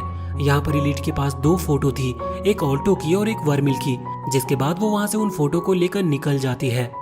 अब इसके बाद ये सीन चेंज होता है और हम देखते हैं कि रात हो चुकी थी, जहाँ ऑल्टो सपने के अंदर एक लड़की को देखता है जो कि बहुत छोटी थी और वो इस वक्त एक अजीब सी जगह पर बैठकर रो रही थी। तभी उसे एक फेरी टाइप की लेडी दिखती है जो कि उससे कहती है कि ऑल्टो के पास 2 चॉइस है, एक तो वो सही चुने और दूसरा वो इस बच्चे की मदद करे, लेकिन ऐसा करने से ये दुनिया तबाह हो सकती है। अब ऑल्टो यहाँ पर कुछ भी डिसीजन ले उसके पहले ही उसे जानने को मिलता है कि वो छोटी बच्ची असल में वर्मिल है, और इसके बाद अचानक उसकी नींद खुल जाती है। उसे वैसे तो कुछ भी समझ नहीं आ रहा था, लेकिन वो अभी टेबल पर जाकर अपनी ब्रॉन्ज स्क्वायर टेस्ट के लिए तैयारियां करना शुरू कर देता है। तभी वर्मिल की नींद खुलती है और वो देखती है कि ऑल्टो आधी रात में पढ़ाई कर रहा है। वो उससे पूछती है कि तुम्हें ऐसा करने की क्या जरूरत है, जिस पर ऑल्टो कहता है कि स्टूडेंट काउंसिल के लोग उस पर थोड़ा प्रेशर बनाए हैं, क्योंकि वो चाहते हैं कि ऑल्टो इस टेस्ट में अच्छा परफॉर्म करे। इस पर वर्मिल कहती है कि वो तो ठीक है, लेकिन रिटेन टेस्ट के अलावा तुम्हारा फिजिकल पावर का भी टेस्ट होगा, इसके लिए तुम्हें एनर्जी चाहिए होगी, इसीलिए पहले हमें एनर्जी गैदर कर लेना चाहिए। इसके बाद वो वही सब करने लगती है जो हर बार करती है। इसके बाद ये सीन चेंज होता है और हम उसी दिन का सीन देखते हैं जिस दिन ये टेस्ट होने वाला था। यहाँ पर ऑल्टो अभी लाइब्रेरी के अंदर उसी बुक को देख रहा था जिस बुक के थ्रू उसने वर्मिल को समन किया था। वो उससे जानना चाहता था वर्मिल के पास्ट के बारे में, लेकिन तभी वहाँ पर वर्मिल आती है जिसकी वजह से वो बुक को अपने बैग में रख लेता है और वहाँ से बाहर आ जाता है। अब जब ये लोग जा रहे थे तभी रास्ते में इन्हें कई सारे स्टूडेंट मिलते हैं जो कि अभी इन्हीं की तरफ देख रहे थे। ये स्टूडेंट दूसरे स्कूल से थे। यहाँ पर चार्ल्स बताती है कि इसका कारण ये है कि उनका स्कूल फर्स्ट टायर में आता है। इसका मतलब ये है कि असल में इनके स्कूल को पास होने का परसेंटेज सबसे ज्यादा है। मतलब इनके स्कूल में पढ़ने वाले 50% बच्चे इस टेस्ट में पास होते हैं, जबकि दूसरे स्कूल का परसेंटेज सिर्फ 10% है। अब ये उस हॉल में आते हैं जहाँ पर उनकी पावर का टेस्ट होना था। सभी स्टूडेंट के सामने एक बड़ा सा क्रिस्टल रखा था जिसमें उनकी माना यानी कि एनर्जी का टेस्ट किया जाएगा। अभी यहाँ पर एक आदमी आता है जिसका नाम कर्नल है। वो बताता है कि उन्हें इस टेस्ट को किस तरह से देना है। उन्हें बस उस क्रिस्टल बॉल पर हाथ रख के अपनी एनर्जी को क्रिस्टल बॉल के अंदर ट्रांसफर करना है, जिसके बाद देखा जाएगा कि इनके अंदर कितनी एनर्जी है। अब यहाँ पर एक एक करके सभी स्टूडेंट्स आ रहे थे, लेकिन कोई भी उस फ्लेम को ज्यादा एक्टिव नहीं कर पा रहा था। एक लड़का अपनी स्पिरिट बियर के साथ आता है, लेकिन वो भी यहाँ पर कुछ कर नहीं पाता। इसके कुछ देर बाद यहाँ पर लिलिया की बारी आती है और जब वो क्रिस्टल पर हाथ रखती है तो उसमें फ्लेम्स आना स्टार्ट हो गई थी। ये देखकर सभी हैरान थे क्योंकि अभी तक जितने भी स्टूडेंट्स आए उन सब में सबसे ज्यादा फ्लेम्स यहाँ लिलिया की थी। अब लिलिया को पास कर दिया जाता है, वो वापस से नीचे आ जाती है, जिसके बाद वहाँ पर एक और स्टूडेंट की बारी आती है जो कि असल में दूसरे स्कूल से यहाँ पर लिलिया को चैलेंज करते हुए कहता है कि वो उससे ज्यादा फ्लेम्स जनरेट करेगा। और सच में ऐसा ही होता है क्योंकि जब वो क्रिस्टल को टच करता है तो इस बार फ्लेम्स बहुत ही ज्यादा थी। अब वहाँ पर चार्ल्स, मार्क और बाकी लोगों की बारी आती है और लास्ट में ऑल्टो और वर्मिल को बुलाया जाता है। यहाँ पर वो जो लेडी थी वो कह रही थी कि दो लोग एक साथ नहीं आ सकते, पर तभी वो आदमी कर्नल बताता है कि असल में वर्मिल ऑल्टो की फैमिलियर है, मतलब ऑल्टो ने उसे समन किया है। वैसे कर्नल को नहीं पता कि वर्मिल एक डीमन है। इस वजह से वो कहता है कि ऐसा पहली बार हुआ है कि किसी ह्यूमन ने किसी ह्यूमन को फैमिलियर बनाया। वैसे अभी यहाँ पर कर्नल को ऑल्टो की एकेडमी से बहुत उम्मीद थी, लेकिन अभी तक कोई भी ऐसा स्टूडेंट नहीं आया जिसने उसे शॉक किया हो। अब जब ऑल्टो यहाँ स्टेज पर आता है तो वो क्रिस्टल पर हाथ रखते हुए पहले ये देखता है कि कहाँ पर एनर्जी का फ्लो किस तरह से सर्कुलेट होगा। असल में एक क्रिस्टल एक तरह से टेस्ट है क्योंकि इसमें कई सारे ऐसे ब्लॉकर पॉइंट हैं जहाँ से एनर्जी सही तरह से सर्कुलेट नहीं कर पाती। इस वजह से जब ऑल्टो अपनी जगह बदल रहा था तो उसे जानने मिलता है कि अलग अलग जगह पर एक वीक पॉइंट है जहाँ से एनर्जी ज्यादा सर्कुलेट होगी और फ्लेम ज्यादा क्रिएट होगा। अब वो यहाँ पर कर्नल से पूछता है कि क्या मैं कहीं से भी अपना एनर्जी डाल सकता हूँ। ये देखकर कर्नल हैरान थे क्योंकि असली टेस्ट तो यही है कि ऑल्टो के पास बहुत अच्छी आंखें हैं जिन्होंने ये चीज नोटिस कर ली। वो कहते हैं कि तुम कहीं से भी एनर्जी डाल सकते हो। अब जब ऑल्टो अपनी पोजीशन चेंज कर रहा था तभी वर्मिल उसे एक ऐसी पोजीशन पर रुकने को कहती है जहाँ से एनर्जी डालना बहुत ही मुश्किल था। इस वजह से ऑल्टो थोड़ा हैरान था, पर जब वो एनर्जी सर्कुलेट करना स्टार्ट करता है तो वो क्रिस्टल बहुत ही तेजी से चमकने लगता है। फ्लेम का कलर इस बार डिफरेंट था क्योंकि ऑल्टो की जो माना थी, मतलब की जो एनर्जी थी, वो बहुत ही ज्यादा थी। ये देखते हुए यहाँ पर कर्नल और बाकी सभी हैरान थे। अब जब ऑल्टो थोड़ी सी एनर्जी और बढ़ाता है तो गलती से वो क्रिस्टल ही टूट जाती है, जिस वजह से सभी फिर से हैरान थे। लेकिन ऑल्टो डर गया था और कर्नल और उस लेडी से माफी मांगने लगता है, लेकिन कर्नल उससे कहता है कि कोई बात नहीं, इसमें तुम्हारी कोई गलती नहीं, ये इस टेस्ट का ही एक हिस्सा है। अब यहाँ पर ऑल्टो बाहर जाकर सेलिब्रेट कर रहा था तो कर्नल कहता है कि ये लड़का सच में कमाल का है। एक क्रिस्टल को डिस्ट्रॉय करना गोल्ड स्क्वायर के बस की बात नहीं, जरूर इसके अंदर एक प्लैटिनम स्क्वायर बनने का टैलेंट है, लेकिन देखा जाए तो उनके लिए ये भी काम बहुत ही ज्यादा टफ होता है। अब ऑल्टो वहाँ से बाहर आकर अपने दोस्तों के साथ बैठा हुआ था क्योंकि अब बहुत ही उनका रिटन टेस्ट स्टार्ट होने वाला है। ऑल्टो को अभी थोड़ी चिंता हो रही थी कि रिटन टेस्ट किस तरह का होगा। तभी चार्ल्स यहाँ पर एक ऐसे स्टूडेंट के बारे में बताती है जिसने रिटन टेस्ट में 100% स्कोर किया था, जो कि अभी तक किसी की भी बस की बात नहीं, किसी ने भी इतना अच्छा रिटन टेस्ट नहीं दिया है। वैसे चार्ल्स को उसका नाम नहीं पता। अभी यहाँ पर मार्क बताता है कि वो एक ऐसा डिवाइस लेकर आया है जिससे वो रिटन टेस्ट को आराम से पास कर लेगा, मतलब वो एक चीटिंग पेन लेकर आया था। बाद में इनका रिटन टेस्ट स्टार्ट होने वाला था, जिसके पहले ही वर्मिल ऑल्टो के अंदर कुछ एनर्जी इंजेक्ट करती है। ऑल्टो कहता है कि उसे रिटन टेस्ट के दौरान एनर्जी की कोई जरूरत नहीं पड़ेगी, लेकिन फिर भी वर्मिल नहीं मानती। अब जब वो वहाँ से जा रहे थे तभी उनकी नजर उसी लड़के पर पड़ती है जिस लड़के ने वहाँ एनर्जी टेस्ट के दौरान लिलिया को चैलेंज किया था। ये लड़का भी वॉशरूम जा रहा था जहाँ उस लड़के की मुलाकात उसी प्लैटिनम स्क्वायर वाली लड़की एलीट से होती है। वो लड़की यहाँ पर इसे मार देती है और उसका जो बैज है जिस पर उसका नाम लिखा हुआ था उसे अपने पास रख लेती है और एग्जाम हॉल की तरफ निकल जाती है। इसके बाद ये सीन चेंज होता है और हमें एलिना और जेसिका को देखते हैं जो कि अभी फाइट कर रहे थे ट्रेनिंग के लिए, और फाइट के दौरान एलिना बहुत ही आसानी से जेसिका को हरा देती है, लेकिन वो उसकी तारीफ भी करती है। बाद में ये लोग नहा रहे थे तब जेसिका यहाँ पर ऑल्टो और वर्मिल के बारे में बात करती है। वर्मिल एक डीमन है जिस वजह से जेसिका को उससे थोड़ा सा डर लगता है, लेकिन एलिना कहती है कि उससे डरने की कोई जरूरत नहीं। वैसे एलिना ये भी कह रही थी कि ऑल्टो उसे लाइक करता है, लेकिन अगर ऑल्टो ने उसका दिल तोड़ा तो शायद वर्मिल को संभाल पाना बहुत मुश्किल हो जाएगा। वैसे भी प्लैटिनम स्क्वायर के लोग वर्मिल को ही ढूंढ रहे हैं क्योंकि वो एक डीमन है और वो उनकी बहुत मदद कर सकती है। लेकिन एलिना का ये भी मानना है कि ऑल्टो सच में उसे दिल से पसंद करता है, जिस वजह से ऐसी सिचुएशन आना लगभग नामुमकिन है। इसके बाद घंटी बजती है और इनका जो रिटन टेस्ट वो स्टार्ट होता है। ऑल्टो जब वहाँ पहुँचता है तो उसे जानने को मिलता है कि वो अपनी फैमिलियर यानी कि वर्मिल को अंदर नहीं ला सकता, वर्मिल को बाहर ही रुकना होगा। अभी वो अकेला ही अंदर चला गया था और अपनी सीट पर आकर बैठता है। हम देखते हैं कि उसके सीट के पास में उसी लड़के का नंबर था जिसे अभी अभी एलीट ने मार दिया है और अब उसकी जगह पर एलीट यहाँ पर आकर बैठी थी। अब दूसरी तरफ हम वर्मिल को देखते हैं जो कि बाहर बैठी थी। तभी वहाँ से कुछ स्टूडेंट निकलते हैं जिनका रिटन टेस्ट पहले ही हो चुका है। असल में उन्हें दूसरा टेस्ट पेपर मिला था, तो यहाँ पर वो बात कर रहे थे कि उनका टेस्ट बहुत ही ज्यादा टफ था। उन्हें नहीं लगता कि ज्यादा स्टूडेंट पास हो पाएंगे, पर वो सोच रही थी कि ऑल्टो इसमें आराम से पास होगा क्योंकि उसने बहुत ही मेहनत की है। लेकिन अभी ऑल्टो के बारे में सोचते हुए वो एक्साइटेड हो रही थी और कह रही थी कि काश ये टेस्ट जल्दी खत्म हो जाए। अब इसके बाद ये सीन चेंज होता है और अब वापस से हम एग्जाम हॉल में आ जाते हैं, जहाँ पर हम देखते हैं कि अभी ऑल्टो टेस्ट दे रहा था और एलीट सो चुकी थी। ऑल्टो सभी क्वेश्चंस बड़े ही केयरफुली सॉल्व कर रहा था, लेकिन कुछ क्वेश्चन ऐसे थे जिसमें उसे प्रॉब्लम हो रही थी। अब जब एग्जाम खत्म होने में करीबन 10 मिनट बचते हैं तभी एलीट जागती है और 10 मिनट से कम टाइम में पूरे पेपर को सॉल्व कर देती है। ये देखकर ऑल्टो बहुत ही ज्यादा हैरान था। वैसे ऑल्टो अभी थोड़ा टेंशन में था क्योंकि उसके 1-2 क्वेश्चन छूटने वाले थे, लेकिन एलीट उससे कहती है कि चिंता की कोई बात नहीं क्योंकि ये एग्जाम वैसे भी कैंसिल होने वाला है। ऑल्टो को इस पर कुछ भी समझ नहीं आता, लेकिन तभी एक गार्ड वहां पर आकर कहता है कि उन्हें वॉशरूम में अंदर एक स्टूडेंट की डेड बॉडी मिली है, जो सुनकर सभी स्टूडेंट बहुत ही हैरान हो गए थे। दूसरा गार्ड यहाँ पर नोटिस करता है कि एलीट किसी भी स्कूल से नहीं है। एलीट कहती है कि तुम तो बहुत समझदार हो, तुमने बहुत ही जल्दी मेरी ये चीज नोटिस कर ली। और इसके बाद वो वहाँ क्लासरूम में एक स्टोन गोलेम को समन करती है। अभी वहाँ पर जो गार्ड खड़ा हुआ था वो अपनी पावर से हमला करता है, लेकिन उसने जो फॉर्मेशन क्रिएट किए थे उन्हें एलीट बहुत ही आसानी से डिस्ट्रॉय कर देती है। इसके बाद वहां पर वर्मिल की एंट्री होती है जो कि अपनी पावर से यहाँ उस स्टोन गोलेम पर हमला कर रही थी, लेकिन एलीट उसके अटैक को भी बहुत ही आसानी से रोक रही थी। तभी वहां पर कर्नल आते हैं जो कि बताते हैं कि ये प्लैटिनम स्क्वायर रैंक पर है। ऑल्टो ये सुनते ही समझ जाता है कि चार्ल्स जिसकी बात कर रही थी, जिसने टेस्ट में सभी क्वेश्चंस के सही जवाब दिए थे, वो असल में यही है और यही वो लड़की है जिसने ऑब्सीडियन को बचाया था। अभी बाहर लिलिया, मार्क और चार्ल्स को जब ये पता चलता है कि यहाँ अंदर की सिचुएशन क्या है, तो वो ऑल्टो और वर्मिल को बचाने के लिए अंदर आना चाहते थे, पर वहाँ पर खड़े हुए कुछ लोग उन्हें रोक देते और अंदर नहीं आने देते।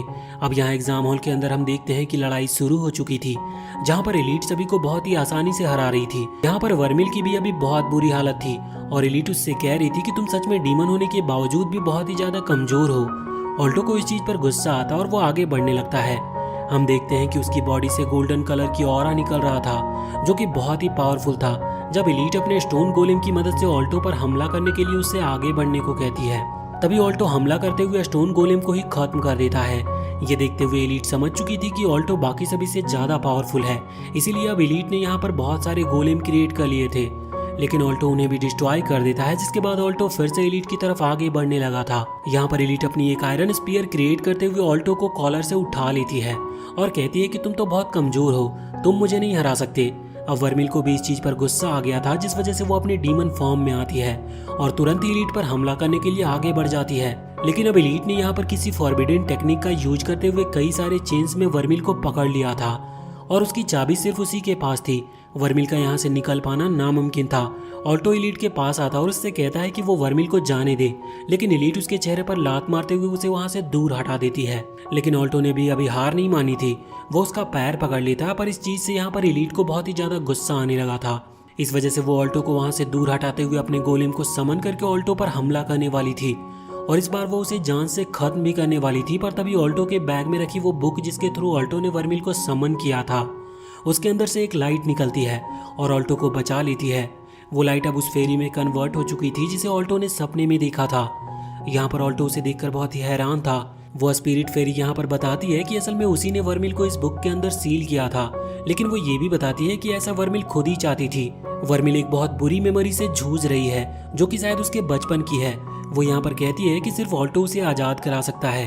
क्या वो ऐसा करना चाहता है? जिस पर ऑल्टो हाँ करता है। इस वजह से अब वो सीधा उस पोर्टल के थ्रू उस टाइम लाइन में ले जाने लगी थी जहाँ वर्मिल के साथ वो सब हुआ जिसकी वजह से वो अंदर ही अंदर बहुत ज्यादा दुखी है। ऑल्टो भी उसकी बात मानते हुए उसके साथ चला जाता है। वैसे तो एलीट यहाँ उन्हें रोकने की कोशिश कर रही थी, पर उसी दौरान वो पोर्टल बंद हो गया था। अभी वर्मिल उनके साथ नहीं आई थी, इस वजह से ऑल्टो को थोड़ी चिंता हो रही थी। पर तभी वो स्पिरिट फेरी बताती है कि चिंता की कोई बात नहीं है, क्योंकि इस पोर्टल के ओपन होने के बाद रियल वर्ल्ड में टाइम रुक चुका है। अब यहाँ पर वो लोग 550 साल पहले उसी जगह पर आते हैं जिस जगह पर अभी करंटली ऑल्टो रह रहा है। वर्मिल भी यही रहा करती थी और असल में वो यहाँ पर एक ऑर्फनेज में रहती थी, जहाँ पर एक सिस्टर थी जो कि बाकी सभी ऑर्फनेज बच्चों का ख्याल रखती थी। वर्मिल एक डीमन थी जो बात किसी को पता नहीं थी। अभी यहाँ पर वर्मिल अपनी सिस्टर जो कि उसकी मदर की तरह है उनके पास आती है और उन्हें फूलों का बनाया हुआ एक क्राउन यानी कि ताज देती है, जिस पर उसकी मदर, जिन्हें हम सिस्टर कह सकते हैं क्योंकि वो एक नन है, तो वो इस पर बहुत खुश होती है। अभी यहाँ पर वर्मिल भी बहुत खुश थी, जो देखकर ऑल्टो कहता है कि वर्मिल का पास्ट अच्छा था, लेकिन इस पर वो फेरी कहती है कि हाँ सिर्फ कुछ दिनों के लिए। अब यहाँ पर वर्मिल घर के अंदर आती है, जहाँ पर और भी कई ऑर्फनेज बच्चे थे। एक और लड़की थी जो कि एज में उन सभी से बड़ी थी, उसका नाम म्याओ है। वो यहाँ पर उन्हें उनका फेवरेट खाना बना कर देती है, जितना उनके पास रहता है उसके हिसाब से। अभी बाकी बच्चे भी जिद कर रहे थे कि वर्मिल उन्हें भी वही क्राउन बना कर दे जो कि उसने सिस्टर को बना कर दिया था। वर्मिल उन्हें भी प्रॉमिस करती है कि वो उनके लिए भी क्राउन बनाएगी। ये जो टाइम था ये वर्मिल के लिए सबसे ज्यादा खुशी वाला था, ऐसा वो स्पिरिट फेरी ऑल्टो को बताती है। अब तभी हम रात का सीन देखते हैं जब सिस्टर अभी वर्मिल को कंघी कर रही थी, जिस दौरान वर्मिल उससे कहती है कि ये हॉर्न तो डीमंस का साइन है, जिस पर सिस्टर कहती है कि हाँ तो इससे कोई फर्क नहीं पड़ता। असल में सिस्टर को पता है कि वर्मिल एक डीमन है, लेकिन यहाँ पर वर्मिल कहती है कि डीमन तो बुरे होते हैं ना, और वैसे भी आप तो सिस्टर हैं और आप गॉड को मानती हैं, इसका मतलब मैं आपकी दुश्मन हुई। जिस पर सिस्टर कहती है कि ऐसा कुछ भी नहीं, तुम्हारे और मेरे बीच गॉड भी नहीं आ सकते। ऑल्टो ये सब देखकर बहुत ही ज्यादा खुश था। स्पिरिट फेरी उसे बताती है कि सिस्टर असल में उन चुनिंदा लोगों में से थी जो कि वर्मिल की आइडेंटिटी जानते हुए भी उसके साथ अच्छा बिहेव करती है। अब अगली मेमोरी में हम देखते हैं कि जब वर्मिल बाहर खेलने के लिए आई थी, तभी कुछ बच्चे उसे मार रहे थे क्योंकि उन्होंने वर्मिल के सिर पर वो सींग देख लिए थे। इसी वजह से वो गुस्सा थे और उसे उल्टा सीधा कह रहे थे। तभी वहाँ पर मियाओ आती है जो कि उन बच्चों को भगा देती है, लेकिन तभी वो देखती है कि वर्मिल के सिर पर सींग है, जिसकी वजह से वो भी डर गई थी और वहाँ से पीछे हट गई थी। लेकिन इसके बाद वर्मिल घुटनों के बल आते हुए उससे माफी मांगती है और कहती है कि मुझे माफ कर दो, मैंने तुम्हें ये बात नहीं बताई।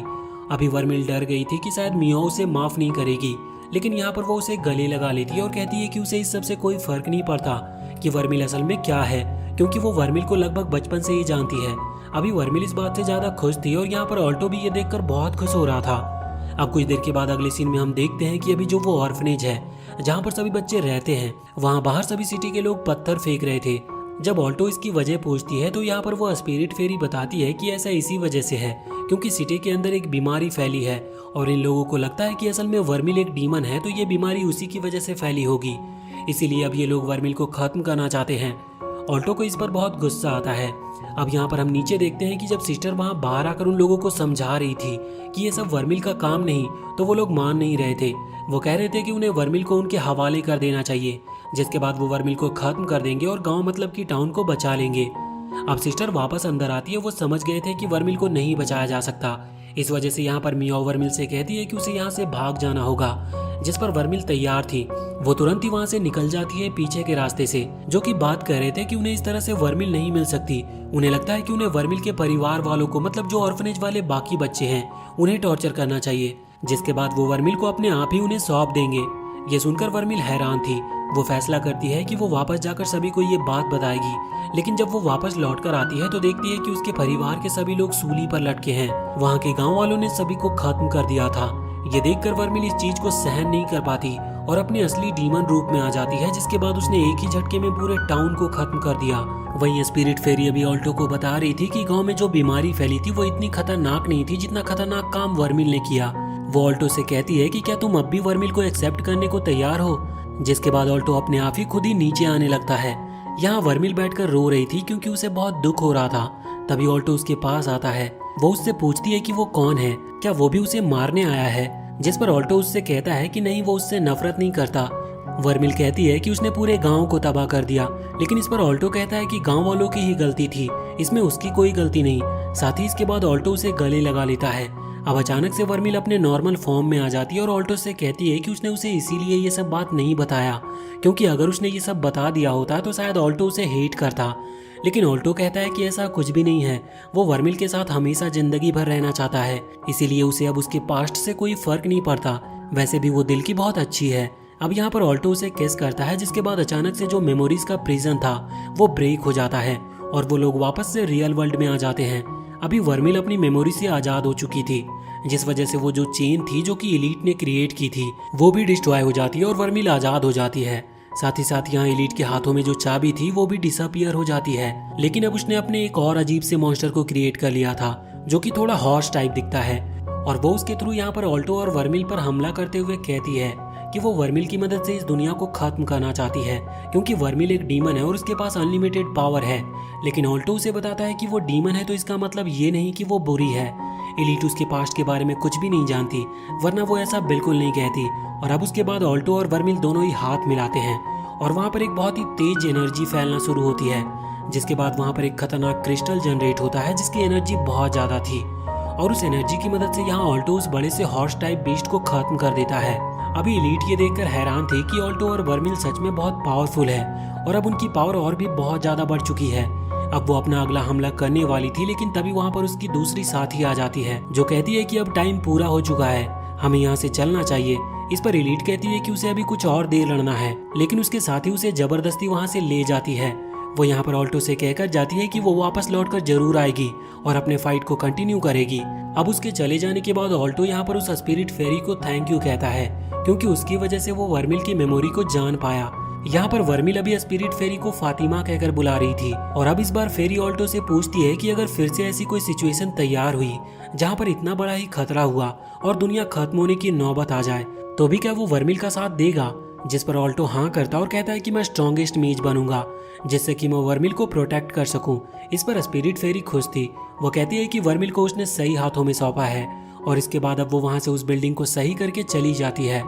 कुछ देर के बाद लिलिया और मार्क भी वहां पर आते हैं जो कि आते ही ऑल्टो को गले लगा लेते हैं क्योंकि वो खुश है कि ऑल्टो की जान बच गई।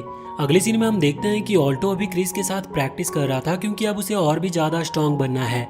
यहाँ पर जेसिका भी थी और वो भी ऑल्टो को स्ट्रॉन्ग बनाने में मदद कर रही थी। वैसे बाद में वो पूछती है कि आखिर ऑल्टो इतनी ट्रेनिंग क्यों कर रहा है, तो इस पर ऑल्टो कहता है कि उसे वर्मिल के लिए बहुत स्ट्रॉन्ग बनना है, जिस पर जेसिका थोड़ा शर्मा जाती है क्योंकि उसने इस आंसर की उम्मीद नहीं की थी। अगले सीन में हम देखते हैं कि अभी रात का टाइम था। वर्मिल ऑल्टो को थैंक यू कह रही थी क्योंकि जब वो उस मेमोरी में फंसी हुई थी तब ऑल्टो ने आकर छोटी वर्मिल को गले लगाया और उसे समझाया था कि वो गलत नहीं है। इस पर वर्मिल अभी बहुत ही ज्यादा खुश थी, वो ऑल्टो को थैंक यू कह रही थी और अब वर्मिल के अंदर एक नया कैरेक्टर डेवलप हो रहा था जो कि थोड़ा शर्माता है, वरना अभी तक वो किसी भी काम में बिल्कुल भी नहीं शर्माती थी। लेकिन अब ऑल्टो के साथ रहते हुए वो थोड़ी थोड़ी शर्माने लगी थी। अगले दिन ऑल्टो स्टूडेंट काउंसिल हॉल में आता है जहाँ पर उसे जानने को मिलता है कि अभी एक नया कॉज फैल रहा है जिसके कई सारे विक्टिम ऑलरेडी बन चुके हैं और उन्हें अब इसी चीज पर छानबीन करनी है। आगे तो यहाँ पर हम अगले सीन में लिलिया को देखते हैं जो कि अभी मार्कशीट रखे हुए थी ब्रॉन्ज स्क्वायर टेस्ट के रिजल्ट की। यहाँ पर वो ये देखकर हैरान थी कि मार्क भी इस टेस्ट में पास हो चुका है। मार्क बताता है कि उसकी जो चीटिंग पेंसिल थी वो काम कर गई। अभी यहाँ पर लिलिया ऑल्टो को ढूंढने की कोशिश कर रही थी, लेकिन वो समझ गई थी कि ऑल्टो जरूर वर्मिल के साथ होगा। अगले सीन में हम ऑल्टो और वर्मिल को देखते हैं। वर्मिल यहाँ पर ऑल्टो को किस करने की कोशिश कर रही थी, जिस दौरान ऑल्टो उससे कहता है कि तुम्हें अब ऐसे खुले में ये सब नहीं करना चाहिए, लेकिन फिर भी वर्मिल उसकी बात नहीं मानती। और इसी के साथ ये सीरीज का सीजन यहीं पर एंड होता है। तो वीडियो अगर पसंद आई हो तो चैनल को सब्सक्राइब करके बेल आइकन जरूर दबा लें।